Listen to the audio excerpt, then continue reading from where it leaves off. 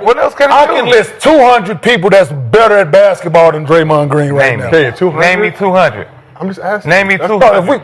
Name me 200. Championships aside, we're talking about going out and playing basketball. He was just there. Boy, you crazy. He was just there. Nigga don't know how to win. Yo, welcome back to What's the Word? Today we got two supposedly tough guys, aka enforcers for their team, going back and forth on who had the better career and who was an underachiever. As you heard, Kenyon Martin took a strong stance against Draymond. He even claimed to know over 200 players better than Dre. And later in this video, he'll list people he believes who are better at the game of basketball than Draymond. But let's take a listen to Draymond's response to Kenyon Martin comments. As a Saginaw native, you relentlessly cheer for those people. So the constant shots has been a little confusing to me because I don't quite know where they came from.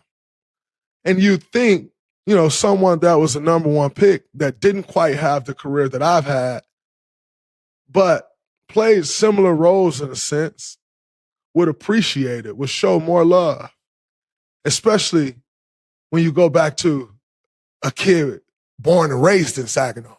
You think it'll be a little more love. So it's a little disappointing to see the constant shots. I just always thought it'll be a little more love than that. But when you were the number one pick and effectively, underachieved, I guess that would be the reason why. To be the number one pick and make the All-Star game one time, most would say it's probably an underachievement. Be that I was the 35th pick and made the All-Star game 4 times. Defensive player of the year, Kenyon Martin was a defender. I think he would consider himself a good defender. Never quite reached the pinnacle of that when you talk defensive player of the years, or 9 all defensive teams that I had, that I have, and he has 0. It's tough to sit in a space of like continuing to speak on my name and call my name out as if I underachieved or am underachieving when I was just simply the 35th pick in the NBA draft and somebody took a swing on in the second round and it just happened to work out, to become one of the greatest players in the franchise history. It just happened to work out. You'd think there'd be more love from a guy who plays similar roles but underachieved a bit. Like, you'd think he'd be like, man, but look at the heights that this guy took it to. And then, so that the guys cut from a mold like us, that now it's a path created that they can take it to even higher heights.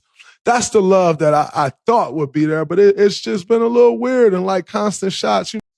It does seem Draymond was touched by Kenyon's comments, and for some reason he believes because they was born in the same city that there's supposed to be some type of loyalty between the two, which I don't agree with.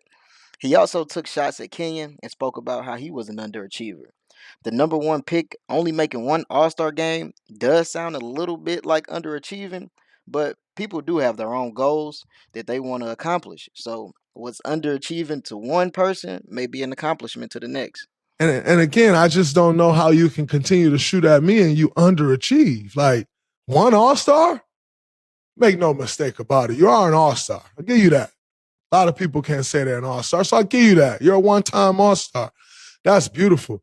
But you must admit, like, to be the player that you were and defender that you believed you were and to not have, like, a single all-defensive second team, it's kind of an underachievement. Number one pick in the draft. A lot of people look for that guy to win Rookie of the Year. Didn't. All rookie team, though. First team all rookie. That's an accolade that I can't say I have. I ain't really played much as a rookie as the 35th pick. So I can't say I made any all rookie team. So kudos. I tip my hat to that. It started off promising. But I just, like I said, man, the shots, they're just a little baffling to me. Because all the criticism, like, if I stopped playing basketball today, my career was better, way more impactful. I think Kenyon Martin lost in a couple NBA finals. He got to sniff it. Didn't quite get a taste, but got a little sniff of it. So your resume got to be a little better to just keep taking shots. It's not that people, like your resume don't match up, people can't say, but these have been shots being taken. And it's just a little disappointing because, like I said, that's a guy who I cheer for relentlessly.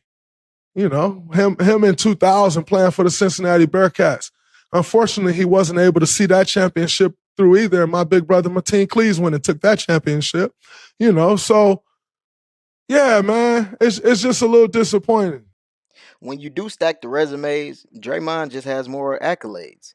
He was the third option most of the time on his teams, sometimes even the fourth option, but he did his role to the best of his ability.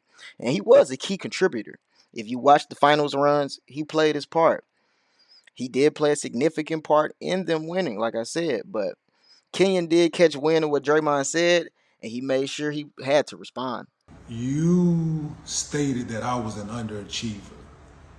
And let's get into that first. Underachieving? Not so much, brother. If what I got into it for was different than most people, then yeah, but what I got into it was to play 15 years. Check. Right? So being drafted #1, select few. Year 2, making it to the finals. Year 3, making it to the finals. Year 4, being an all-star. Being traded from that said team for three picks. Three first round picks, sorry. Not 3 picks, 3 first round picks. Changed conferences. Played in the toughest power forward area there could possibly be. Underachieving? Nah. Held my own? Yeah. 2 microfracture surgeries. The only athlete to come back from that. Patella surgery, repair. Knees, all of that. Ankle put back together. Still playing. Don't sit out of games. Can't tell me to sit out of games. I'm cut from a different cloth. You stated Kenyon was born and raised in Saginaw. Correction. Born in Saginaw. Oak Cliff made, brother. I'm talking about? So, cut from a different kind of cloth, man. I'm built different. And that word underachieving is thrown around too loosely. Right? It really is. And from someone who came into this thing to a bad team, year 2, make it to the finals, led said team in scoring. Can you say that? Kenyon does have a point, but at the same time, they were both asked to do different things. Draymond was drafted for another reason. Kenyon was the first round pick for an obvious reason. The first round pick is meant to come to the franchise and change it. Like he stated, his second year, he was in the NBA Finals. He lost, but he made it to the finals along with his supporting cast, which was pretty good. And if you don't know what I'm talking about, you don't even double figures for your career. Like you can't, like that's your personal accolade. That's something that you're not doing or doing. Single digits across the board. You've helped, yes. You've been the ultimate glue guy. I am shocked and appalled that you don't have an Elmer's Glue sponsorship, brother. Because if look it up in the dictionary, they should have your picture next to the Elmer's Glue thing, bro. Like glue, Draymond. Yes, bro. Absolutely. Every team needs one. You change that dynamic the way certain GMs look at glue guys, right? Second round picks. Like you changed the narrative for a lot of second round picks. Good job. I wouldn't know nothing about that. Never been considered a glue guy. Maybe later in my tenure after surgeries and moved teams a couple times, but no, not necessarily that kind of a glue guy. was asked to do certain things and play certain people and score. I was actually, you know what? I was actually asked to score for us to win. I was actually asked to put that little round thing into that other little round thing. Like, for real, like they asked me to do, they ran plays, like, for me. Like, so, did a little digging. And little birdie told me that games that Steph has played without Draymond, he is 53 and 38 in those games. Games without Draymond, he's winning record, winning percentage without Draymond. So let's flip that same coin. You've played 128 games without Steph. Wonder what that record is. That same little birdie told me that record 52, 76, 128 games. Under 500. So who needs who? Who's underachieving? Who's not carrying their brick when 30 ain't out there? Who should be asked to do more? Should the other guys be asked to do more, or should the guy that's been around that know how to win step up his production? That's what I've always thought. Right? That's in those same said games. You shoot 41% from the field, brother, and 29% from three. Once again, who ain't carrying their own brick? Huh? Speaking of, you had a season, bro. Like did a little digging, man. Like it wasn't hard to find. It was right there in front of me. All I had to do was hit one button. It was right there in front of me. Steph was out, Clay was out. You played 43 games. That's more than half. I think they asked you to sit your ass down somewhere, bro. And in that season, you were the 12th highest scorer on that said team. In the 43 games that you played. Is that brick too heavy?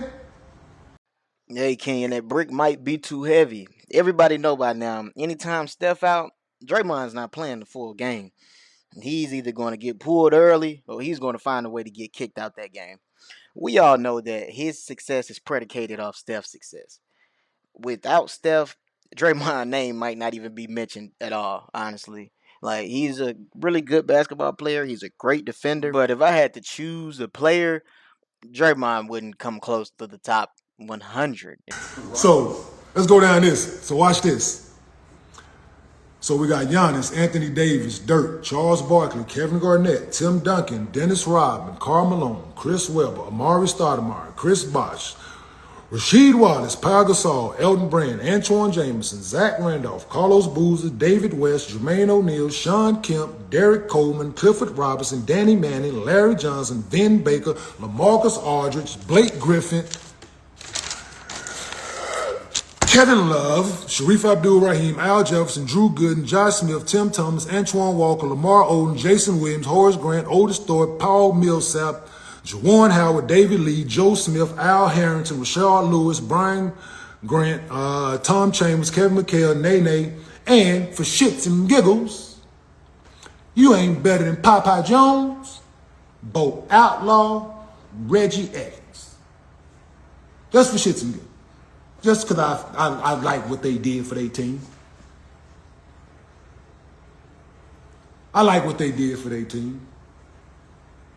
This list, and I got Kirk Thomas, P.J. Brown, Dale Davis, Antonio Davis. Hey, I can go on and on.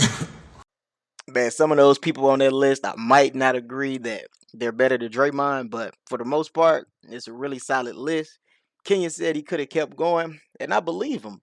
Like, situation does make the basketball player look better or look worse. Like, how did you hold your own? And you look at Draymond's stats, he played a part, but some of those guys on the list, he couldn't hold their jock strap.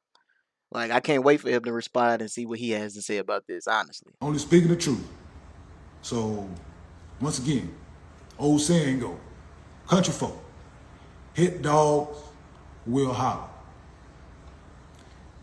You dig? So, nah, bro. Like I said, let's sit down, Dre. Like, sit down, have a conversation, drink a glass of wine, a bottle of wine, whatever you fancy, my dude. But, nah, not underachieving. We talking hoop, and I stand on everything that I said. This is approved by Kenyon Martin Sr. himself. Hopefully, Draymond does accept the invitation and sit down with Kenyon so they can hash it out. I'd love to see that play out, but who knows? Only time will tell. We shall see. I do expect Draymond to respond on his own podcast because, quite frankly, he needs to respond. He just listed 50 players that was better than him, so I would love to see what he has to say. But in the meantime, that's the end of this video. I do appreciate you for sticking around. If you enjoyed the video, please hit that like button. Don't forget to subscribe. Catch you guys next time. Peace.